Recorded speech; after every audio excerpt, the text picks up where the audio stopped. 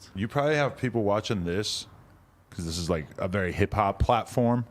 I'm not saying that you're not hip hop, but you know, this is a very hip hop platform. I feel like there might be people watching this who don't even like aren't really that cognizant of your podcast career so much as like, holy fuck, that's Brandon from the UFC, and now they're probably like rekindling their interest in you through this, just because I feel like our audience might be like have like a whole different compartment Which of is people dope. than your shit. Which is dope. Yeah, I just had to tell I've him always that wanted Joe to do Rogan this has a show. podcast the other day. Oh hell yeah, I love you, man. He didn't know. He goes, the motherfucker from Fear Factor. That's lit. That is fucking lit. I didn't know anybody. And then the fight gets done, and I see Nate, and in my head, I'm like, oh, UFC alumni. Thank God it's one of us. It's like seeing another comic at a party. Right. Like, you can't relate to anybody. You see a comic, I go, thank God, dude. What's up, man? Yeah. Because we're talking about real shit. Okay. So then I saw Nate, and I was like, oh, fuck yeah, another familiar face. And I'm like, what's up, dude? But I think because he had his issues with Conor, I rode so hard for Conor, which was my job.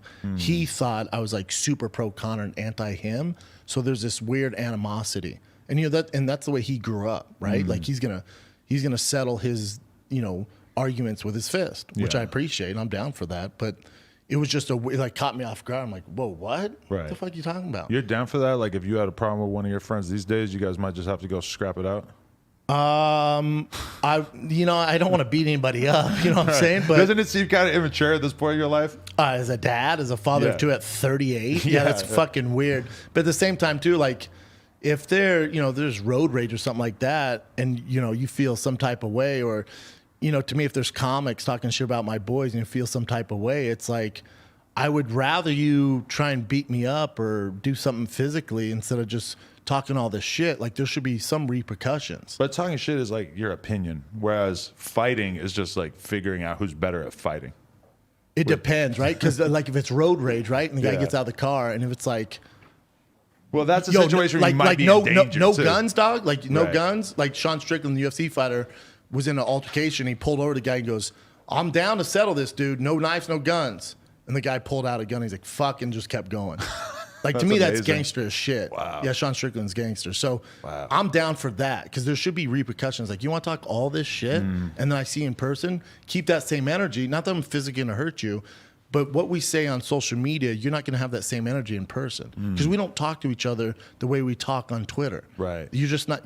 We don't treat human beings like that. Right. But because you don't see the interaction on Twitter, you're able to say this awful shit and try and hurt people's feelings.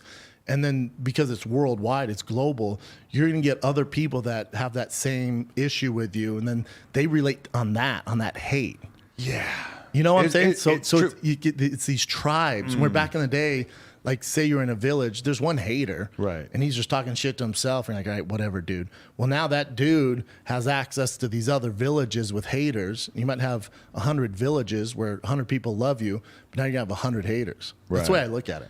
Yeah, it's weird to me too, though, because it's like I could see a fan saying the worst thing ever, and I'm never ever gonna react to that in any way. But as soon as it's somebody who I'm associated with, who I consider to be my peer, business-wise, who I've really had something to do with, etc., that's the situation I take it personally where I might be tempted to wow out.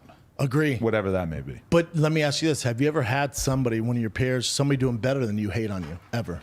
Doing better than them? You know what I'm saying? Like ever hate on you. I've never had a person in comedy, podcasting, ever, who's doing better than me.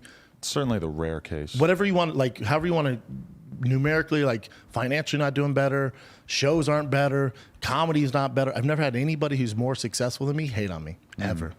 It's always the people doing bad. You know, it's them lashing out. Right. But do you feel like, what would it do to your reputation if you beat the shit out of somebody in the back of the Comedy Store? Does that happen? No, never. It never happens, right? I haven't been in a fight in fucking since the UFC. It would never come to that. I'd rather, crush them with words. Like, because of course, that's the first thing they're going to think of. With me, I'm like, oh shit, that's not what I do. That's not what I represent. Right. I would never do that. Nobody would ever be able to talk about anything else. Yeah. You would be the guy who beat somebody up in the back of a Comedy Store forever. The Comedy Store would never let me perform again. That's a fact. Yeah. They'd be like, you're out, dude. You ever seen anybody come close to blows there? No, the only time I ever thought I'd have to dust off the old UFC skills is when Mark Maron was on stage. You know Mark Maron? He's a beast. I would like to slap the shit out of him, yeah. Yeah, so right now for sure. Yeah, I feel you. I was a fan of him forever. Monster comic. I'm a fan of him too, but he's just a bitch. Yeah, with this COVID stuff and the Rogan stuff. It's some soy boy stuff. But great comic. I respect him for, he's such a great comic. He's one of the Godfathers podcast and great interviewer. He's a monster. So at the time, it's probably 4 years ago, he's on stage and there's hecklers. And Mark can deal with hecklers. And he lights these people up. It's two pretty burly dudes from Australia. And they start talking shit to him. And Mark destroys them. The room's going nuts. And then Mark sits down and he goes, fuck, dude. Now I got to, after the show, my car, you know where my car's at? I got to go out there. And the guy keeps talking shit to him. And I'm looking at the Comedy Store security and I'm like, oh, these guys aren't shit. If that guy goes on stage, I'm going to have to protect Mark. So I was just waiting there. And usually I do my set and I get the fuck out, go home because I get up early because of the kids. But I was like, I'm going to stay here and make sure Mark's good.